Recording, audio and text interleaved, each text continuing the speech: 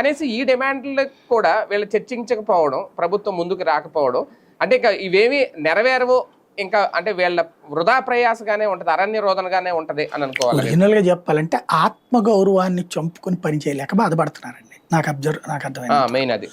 ఎందుకంటే నిన్నటిదాకా కుర్చీలో కూర్చున్నారు, ఇప్పుడు రోడ్డు ఎక్కి వాలంటీర్ చేసే పని చేస్తున్నారు. ఒకప్పుడు ఆ వాలంటీర్ని వీళ్ళు కీతాగా చూశారు, నీదెంత నువ్వెంత అన్నట్టు చూశారు వీళ్ళు, అది పై స్థాయి ఉద్యోగులు. ఇప్పుడు వీళ్ళు కిందకి దిగజారిపోయారు. ఎప్పుడైనా సరే, ఇప్పుడు నేనే ఉన్నాను, ఎందుకు ఫీల్డ్ శాంతం వదిలేశాను, నాకు ఈనాడులో మా బాసు, ఫస్ట్ బాసు ఆయన డెస్క్ ఇన్ఛార్జ్ అయ్యారు. అయ్యి తర్వాత ఒక 6 నెలలకో ఏడాదికో వద్దని చెప్పేసి మేనేజ్మెంట్ని అడిగి డౌన్ చేయించుకున్నారు పొజిషన్.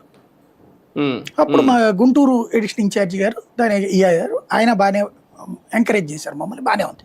అయితే అప్పుడు నేను అడిగా, ఏం సార్ ఎవడైనా ఉద్యోగం ప్రమోషన్ వస్తే కావాలని కోరుకుంటారు కానీ నువ్వు వద్దంటావేంటి సార్ మీరు అన్నారు.